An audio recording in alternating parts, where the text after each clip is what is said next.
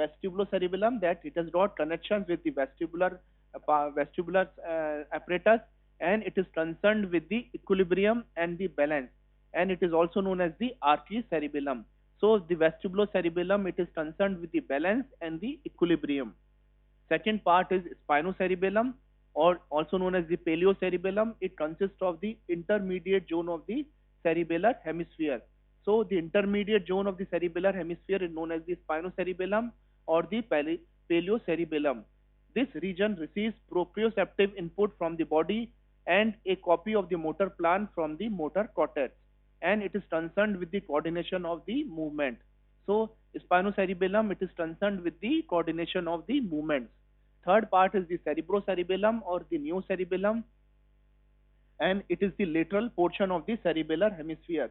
So the cerebellar hemisphere has got the intermediate zone and the lateral part, and the lateral part, it comprises the cerebrocerebellum, and it is concerned with the planning and the programming of the movements, and it is connected mainly to the cerebral cortex. So these three functional parts of the cerebellum, that is vestibulocerebellum, spinocerebellum, and the cerebrocerebellum, has got the distinct actions. Now come to the overall functions of the cerebellum. Why the cerebellum is necessary in our body? First is the control of tone and posture. So the cerebellum, it is responsible for controlling the tone of our body and the posture of our body. This tone and posture, it is mainly the function of spinocerebellum. And whenever there is changes in body posture, so whenever a person changes his posture, the sensations, proprioceptions goes from body to the cerebellum through the spinocerebellar tract, sinuocerebellar tract, and the tactocerebellar tract. So any change in the body posture receives the input from to the cerebellum by these tracts, and there is reflex correction of the muscle tone from cerebelloreticular, cerebrovestibular, vestibulospinal, and reticulospinal.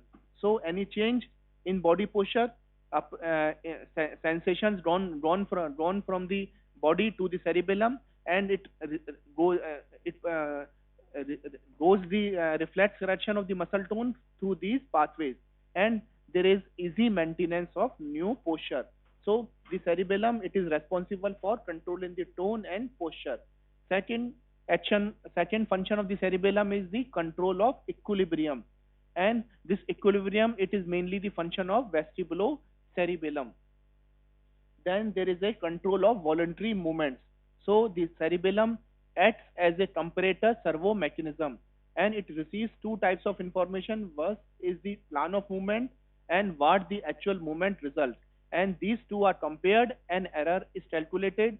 The corrective output signal goes to the motor cortex and the brainstem nuclei, and then down to the anterior horn cell. So the control of voluntary movement is also a function of the cerebellum. Then there are certain other functions of the cerebellum, like planning of the movements. When you are planning some movements, timing and sequencing of the movements, particularly during the rapid movements such as during walking and running. So timing and sequencing of the movement is also a important function of the cerebellum. And from the peripheral feedback and motor cortical impulses, the cerebellum calculates when a movement should begin and stop. Now prevention of the overshoot. So this is an important function of the cerebellum, that it prevents the overshoot. Soon after a movement has been initiated, cerebellum sends the signals to stop the movement at the intended point. So the cerebellum calculates when the movement should stop. Otherwise, the patient is either having the undershoot or the overshoot. So it prevents either the undershoot and the overshoot. It only leads to the precise stopping of the movement at the desired action. And ballistic movements. So this is also a part of the cerebellum, ballistic movements. Rapid movements of the body, like finger movements during the typing, rapid eye movements. So this is also a function of the cerebellum. So importantly, we have got the regulation of tone, posture, and equilibrium, which is done by the spinocerebellum or the vestibulocerebellum, and regulation of coordinated movements, which are done through the cortico or the cerebrocerebellum. So these are the main important functions of the cerebellum. Now come to the cerebellar diseases. Cerebellar diseases can be a focal cerebellar diseases, can be generalized cerebellar diseases. So cerebellar diseases can be focal and ipsilateral. These have been subdivided into the time course of action, acute, subacute, and chronic. If these diseases develop within hours to days, they are known as acute. Light vascular diseases, cerebellar infarction, hemorrhage, subdural hematoma, infectious diseases like cerebellar abscesses. So these are terms in the focal. These involve the cerebellum as local part of the cerebellum, and acutely. Subacute, when the disease develops within days to weeks, like neoplastic diseases, gliomas, metastatic diseases, demyelinating diseases like multiple sclerosis, and AIDS-related multifocal leukoencephalopathy. So these involve the cerebellum as a in the subacute form. And some chronic diseases like which involve the cerebellum in months to years, like gliosis, and congenital lesions like Chiari or Dandy-Walker malformation. So these comes within the chronic segment. Now come to the symmetric and the progressive. These diseases involve the cerebellum in the symmetric way, and these are progressive: acute, subacute, and chronic. Acute involves the intoxication, alcohol, lithium, phenytoin, and barbiturates. Acute viral cerebellitis, post-infection syndrome. So these involve the cerebellum in the acute form. Subacute, like intoxication with mercury, solvents, or gasoline. Alcoholic nutritional, like vitamin B1 deficiency and vitamin B12 deficiency. Chronic, like in inherited ataxias, paraneoplastic syndromes, anti-gliadin antibody syndrome, hypothyroidism, tertiary syphilis, phenytoin toxicity, or amiodarone toxicity. So the cerebellar diseases can be focal, or they can be symmetric and progressive. Now, we will describe some important diseases like acute focal disease, which is the cerebellar stroke. So cerebellar stroke will involve the cerebellum in the acute, the duration is will be acute and will involve as a focal. So cerebellar stroke, it is a component of posterior circulation stroke. So whenever the patient is having the posterior circulation stroke, the cerebellum is involved, and it is known as the cerebellar stroke. And the vessels affected in the cerebellar stroke are the vertebral arteries and posterior inferior cerebellar artery and the basilar artery. And there will be two forms, either embolization or the thrombosis. Either embolic occlusion or thrombosis of a terminal vertebral artery segment causes ischemia of the lateral medulla.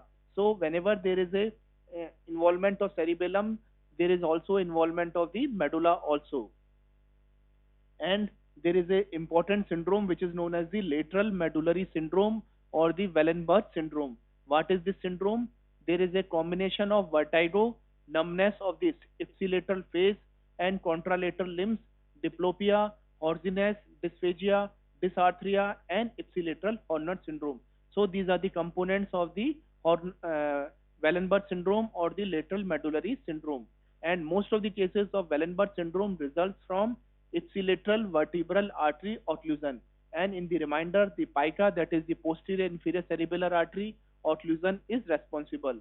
So the lateral medullary syndrome or the Wallenberg syndrome results from the occlusion of either the vertebral artery or the posterior and inferior cerebellar artery. Now the occlusion of superior cerebellar artery.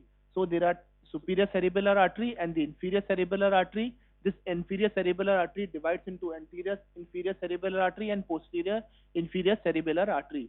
So whenever there is occlusion of superior cerebellar artery, it results in severe ipsilateral cerebellar ataxia, nausea, vomiting, dysarthria, contralateral loss of pain and temperature sensation over the extremities, body, and face.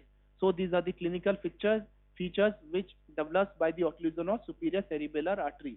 And whenever there is a occlusion of anterior inferior cerebellar artery, it produces the variable degrees of infarction because the size of the artery and the territory it supplies vary inversely with those of the pica. So whenever there is a occlusion of anterior inferior cerebral artery, the clinical features vary because there is a overlap between the supply of anterior inferior cerebral artery and the posterior inferior cerebellar artery. Now come to the ataxias. So there are some cerebellar ataxias and they are inherited ataxias. These inherited ataxias may show different mode of inheritance. They may show autosomal dominant, autosomal recessive, or the maternal. The maternal is the mitochondrial. So these are the three important modes of inheritance, either autosomal dominant, autosomal recessive, or the maternal mode of inheritance. Within families with dominantly inherited ataxias, many gradations are observed from purely cerebellar manifestations to mid-cerebellar and brainstem disorders, cerebellar and basal ganglia syndromes, and spinal cord affection. So that means the patient who is suffering from ataxia may show only the clinical features related to the cerebellum, or there may be mixed clinical features along with the cerebellum. There may be involvement of the spinal cord, there may be involvement of the brainstem, or there may be involvement of basal ganglia. So it depends upon the involvement. And there are some important autosomal dominant ataxias.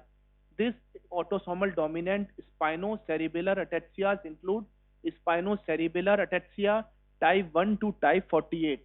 So the spinocerebellar ataxias have there is a long list of spinocerebellar ataxias according to gene involvement from type 1 to type 48.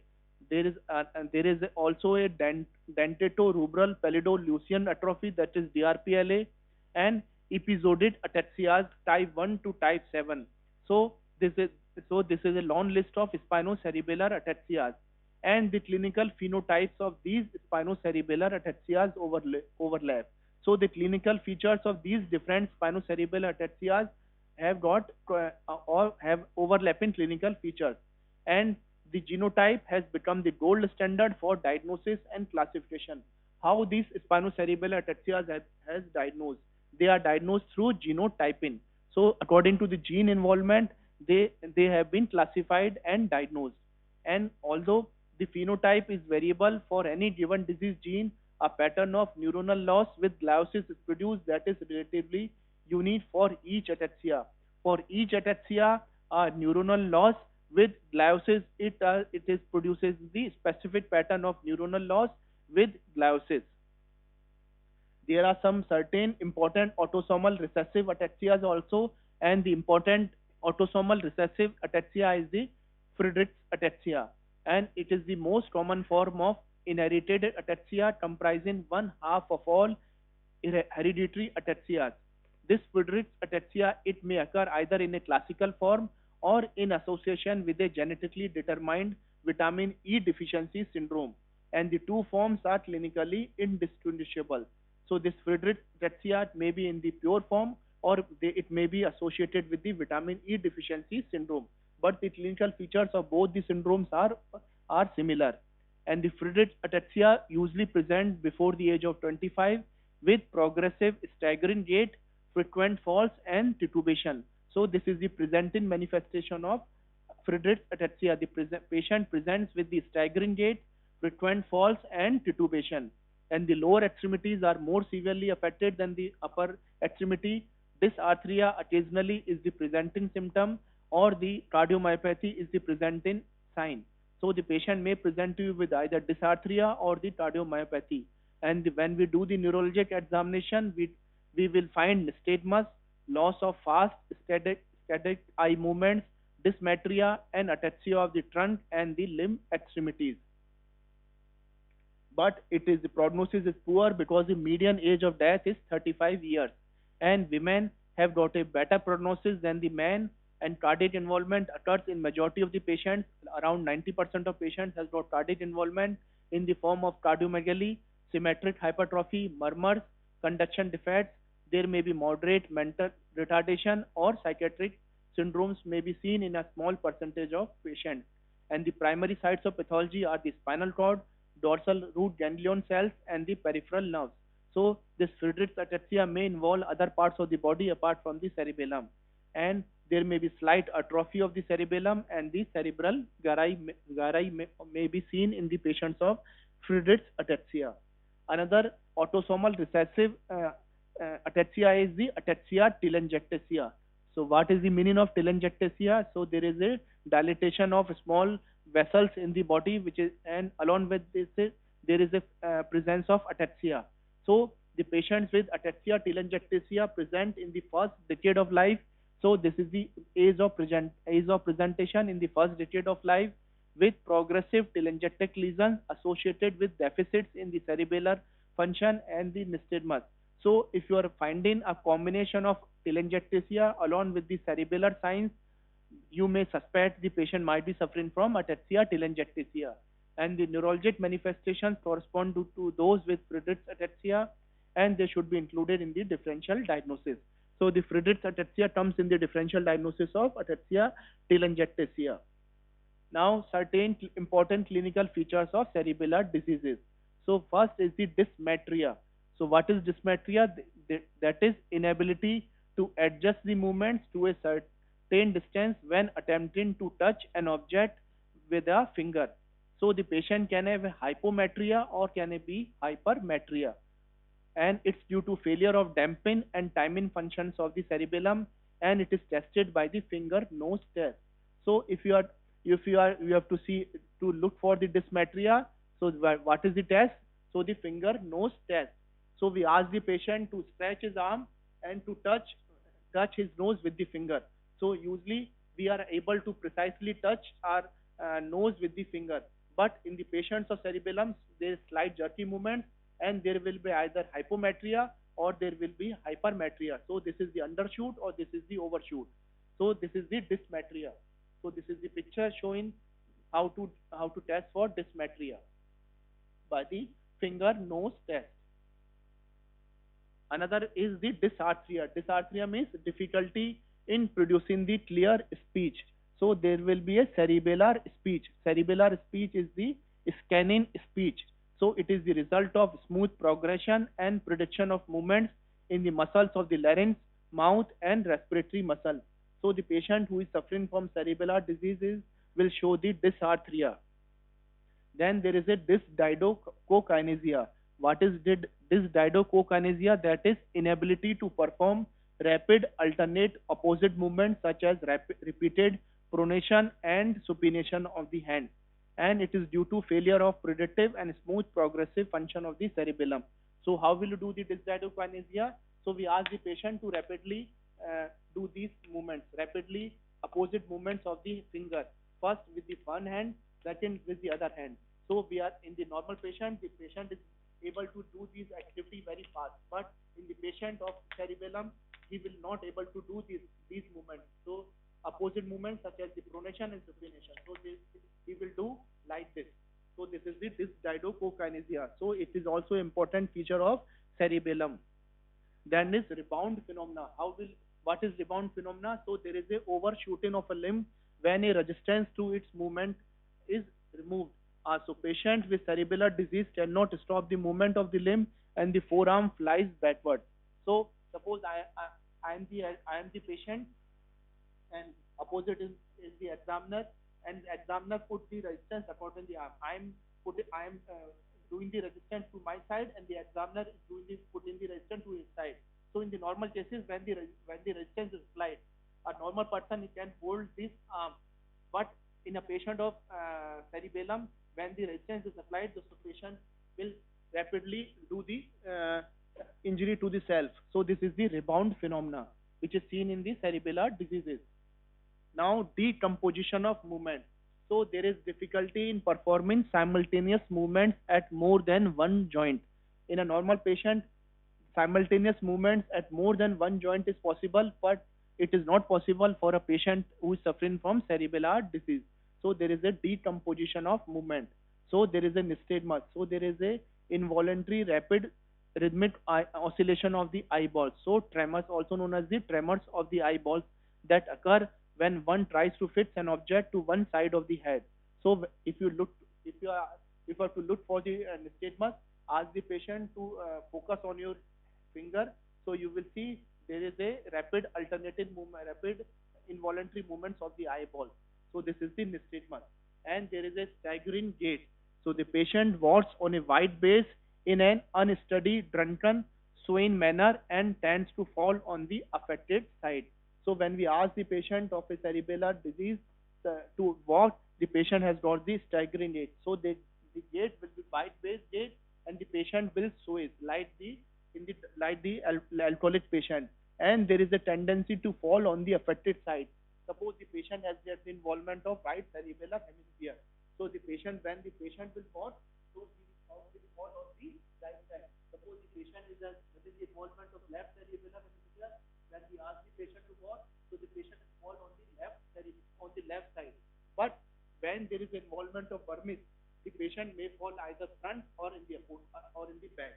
So the patient, when the involvement is on the vermis part, because it is the midline part, so they will fall on the front side or the back side. And what is the important feature of the vermis? There will be titubation. So there will be neck noding will be there whenever there is a involvement of the vermis. There will be intention tremors. So tremors can be the resting tremors or they can be intention tremors. So resting tremors uh, always present when the patient is having in the resting stage. So this is the classical feature of Parkinsonism. But in the cerebellum, there will be intention tremors. So there will be terminal tremors at the end of movement, such as a touching the nose or buttoning the shirt. So when we ask the patient to touch the nose, so there will be intention tremors and titubation, that is abnormal noding movement of the head or the body. So these are the different clinical features of the features. Now come to the management part. First, we will take a complete history of the patient in the form of the complaint, onset, associated features, past medical history, family history, and the social history. Then we do the physical examination. So what is the appearance of the patient? What is the gait? We ask the patient to start walking. We listen to the speech pattern. You will then judge whether the speech is normal or it is a scanning speech or dysarthria. We do the neurological examination. The neurological examination, apart from the other neurological examination, you have to focus on the cerebellar examination, like dysarthria, nystagmus, dysmetria, rebound phenomena, dysdiadochokinesia, heel to shin test, pendular jerk, tandem walking, or the gait. What is tandem walking? So we ask the patient to walk on a straight line. So this is the tandem walking. But in the patient of cerebellum disease, this tandem walking is not possible. What is pendular jerk? We ask the patient to sit on a couch with the leg hanging on the side of the couch, and when we do a knee jerk, so there will be a pendular jerk. And what is heel to shin test? So this is, we ask the patient to put his heel on the shin of the opposite limb and do a downward movement. So the heel to shin test. So this is heel to shin test. It is coordination. It is for coordination in the lower limbs. Because to see the coordination in the upper limb, we can do the finger nose test. To see for the coordination in the lower limb, we can do the heel to shin test. Now come to the localization of lesion. If we are aware about the specific part or specific function of that part, we can localize the lesion also, where the lesion can be there. And if the patient has got the bilateral cerebellar involvement, and this bilateral cerebellar involvement can be caused by alcoholic intoxication, hypothyroidism, cerebellar degeneration, and multiple sclerosis. In that scenario, the patient will have the dysarthria. There will be incoordination of both the arms. So the incoordination will be seen in both the arms and both the legs. There will be intention tremors, intermittent jerky movements or staggering. There will be wide-based unsteady gait and nystagmus. So if the patient has got the bilateral clinical features of cerebellar, it may be suggestive of bilateral cerebellar lesions. And localizing the lesion, if the patient has got the vermis lesion, the patient will have difficulty with maintaining the posture, gait or balance, and it should be differentiated from sensory ataxia. How will you differentiate from sensory ataxia? If the if the patient's problem does not increases with the closure of the eyes, that means the patient has got the cerebellar involvement. But if the patient's problem increases with the closure of the eye, that means the patient has got the sensory ataxia, because the sensory input through the eyes has been abolished. And lesions which involve the cerebellar hemispheres produces a number of dysfunctions in addition to the intention tremor.